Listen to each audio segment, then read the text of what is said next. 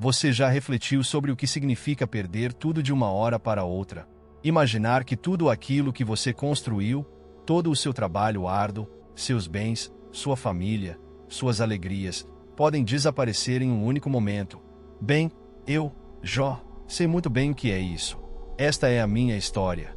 A história de um homem que viveu em meio ao auge da prosperidade e desceu às profundezas do sofrimento. Eu era conhecido como o homem mais abastado e respeitado da região do Oriente. Meu nome se espalhava por todo o território da terra de Uz. Minha riqueza era incontestável. Possuía 7.000 ovelhas, 3.000 camelôs, 500 juntas de bois, 500 jumentos e inúmeros servos que estavam sob o meu comando. Mas a riqueza, como muitos poderiam imaginar, não era a minha maior bênção. O que realmente aquecia meu coração eram meus filhos. Eu era abençoado com 7 filhos e 3 filhas, e eles eram o meu maior tesouro. Eles se amavam profundamente, e frequentemente se reuniam para festas e banquetes nas casas uns dos outros. Como um pai preocupado e temente a Deus, eu os purificava a cada manhã após essas celebrações. Eu me perguntava se, talvez, em algum momento de euforia, eles tivessem pecado ou, em seus corações, amaldiçoado a Deus. Para proteger a alma de cada um, oferecia sacrifícios queimados, buscando a misericórdia divina por qualquer erro que pudessem ter cometido. Minha vida era tranquila e abençoada. Eu temia a Deus e afastava-me de todo o mal. A paz que eu sentia parecia impenetrável. Mas a vida, como eu descobri, é cheia de reviravoltas. Em um dia específico, tudo mudou. Enquanto meus filhos e filhas estavam reunidos, como de costume, celebrando e bebendo vinho na casa do irmão mais velho, uma série de mensageiros chegou até mim, cada um trazendo uma notícia mais devastadora que a anterior. O primeiro chegou correndo, ofegante e visivelmente abalado. Senhor, os bois estavam arando a terra e os jumentos pastavam por perto quando os sabeus nos atacaram. Eles levaram todos os animais e mataram os servos com a espada. Eu fui o único que consegui escapar para lhe contar. Eu mal conseguia processar a notícia quando outro mensageiro chegou, também exausto. Jó, o fogo de Deus caiu do céu e consumiu todas as suas ovelhas e os servos. Só eu consegui escapar para lhe contar. Enquanto ele ainda falava, um terceiro mensageiro apareceu, e meu coração afundou mais. Senhor, os caldeus formaram 3 grupos de ataque. Eles tomaram todos os seus camelôs e mataram seus servos. Eu sou o único sobrevivente. Eu estava atordoado. O que poderia ser pior do que isso? Antes que pudesse recuperar o fôlego, mais um mensageiro chegou, e suas palavras partiram meu coração em 1000 pedaços. Seus filhos e filhas estavam na casa do seu filho mais velho, festejando, quando um forte vento veio do deserto. Ele atingiu os 4 cantos da casa, que desabou sobre eles. Todos morreram. Eu fui o único que escapou com vida para lhe contar. Minha mente não podia acreditar no que ouvia. Minhas riquezas, meus servos, meus filhos, tudo destruído. Caí no chão, rasguei minhas vestes em desespero e raspei minha cabeça em sinal de luto. Meus gemidos eram carregados de uma dor indescritível. O que eu mais temia tinha se tornado realidade. A perda total, o vazio absoluto.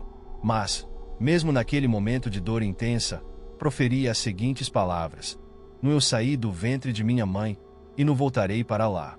O Senhor deu, e o Senhor tirou. Bendito seja o nome do Senhor. Mesmo diante de tamanha calamidade, não culpei a Deus. Eu não pequei com meus lábios. Mas a dor só estava começando.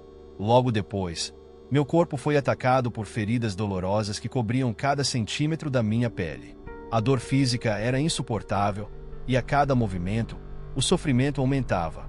Peguei um caco de cerâmica e, sentado em meio às cinzas, comecei a me raspar para tentar aliviar o desconforto. Enquanto estava ali, entre os escombros da minha antiga vida, minha própria esposa se aproximou de mim. O olhar dela era de desespero. Ela não suportava me ver naquele estado. Com lágrimas nos olhos e uma voz amarga, ela disse: Você ainda mantém sua integridade? Amaldiçoe a Deus e morra.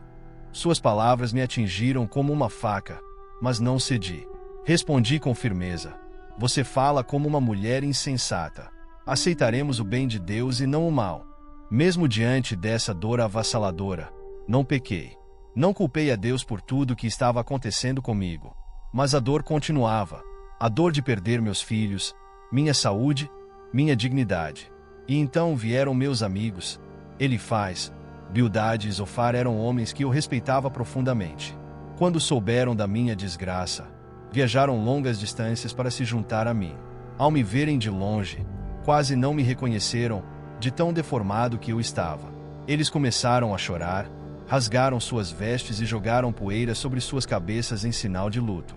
Sentaram-se ao meu lado por 7 dias e 7 noites, sem dizer uma palavra. Meu sofrimento era visível, e eles respeitaram meu silêncio.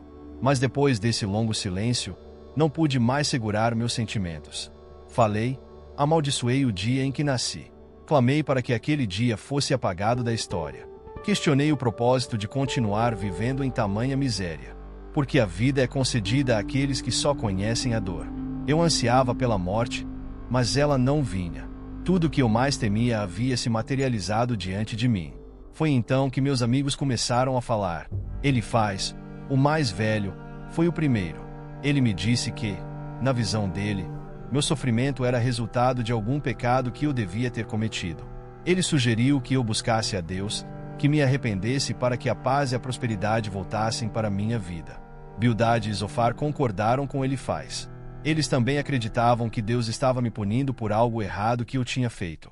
Bildade até mesmo insinuou que meus filhos haviam morrido porque tinham pecado gravemente contra Deus.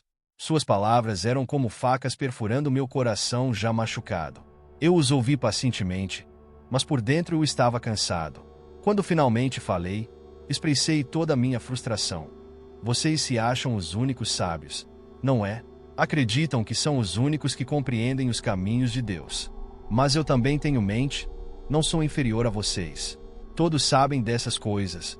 Continuei dizendo que, mesmo que eles zombassem de mim, eu ainda confiava em Deus. Eu sabia que era justo. Sabia que, de alguma forma, tudo isso fazia parte de um plano maior que eu não podia compreender. Por muitas vezes, desejei falar diretamente com Deus. Queria levar meu caso diante dele. Queria argumentar com o Todo-Poderoso. Eu acreditava que, se pudesse apresentar minha causa, ele me ouviria. Mas, ao mesmo tempo, sabia que não era digno. Afinal, quem era eu para questionar os planos de Deus? Então, finalmente, o Senhor respondeu aos meus clamores. E o que aconteceu foi algo totalmente inesperado. Deus apareceu em meio a uma tempestade e começou a me questionar. Quem é este que obscurece meus planos com palavras sem conhecimento? Onde você estava quando lancei os alicerces da terra? Você sabe quem marcou suas dimensões? Eu não tinha respostas. Diante da grandeza e majestade de Deus, senti-me pequeno, insignificante. Ele continuou, mostrando-me que o mundo é muito maior do que eu podia compreender, que seus planos ultrapassam o entendimento humano. E, por fim, reconheci. Eu falei de coisas que não entendia, coisas maravilhosas demais para mim. Após minha confissão, Deus instruiu meus amigos a oferecerem sacrifícios e pediu que eu orasse por eles. Eles tinham falado incorretamente sobre Deus, e o Senhor estava irado com eles. Fiz o que ele pediu, e então, algo extraordinário aconteceu. O Senhor restaurou minha vida. Deus me abençoou com o dobro do que eu tinha antes. Minhas ovelhas, camelôs, bois e jumentos foram multiplicados. Meus irmãos, irmãs e todos aqueles que me conheciam vieram até mim, trazendo prata e ouro como presentes. O Senhor me deu outros 7 filhos e 3 filhas, e essas novas filhas eram conhecidas por serem as mulheres mais belas de toda a terra. Vivi mais 140 anos depois de tudo isso. Vi meus filhos, netos, bisnetos e até mesmo a 4ª geração. No final, morri velho e farto de dias. Essa é a minha história. Uma história de dor, perda e sofrimento.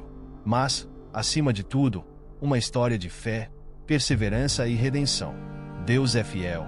E mesmo quando não entendemos seus planos, podemos confiar que Ele sempre faz o que é justo e bom. Se você tirou algo desta história, espero que seja o entendimento de que, independentemente das circunstâncias, devemos continuar confiando em Deus. Ele vê além do que podemos imaginar e tem um propósito para cada evento em nossas vidas.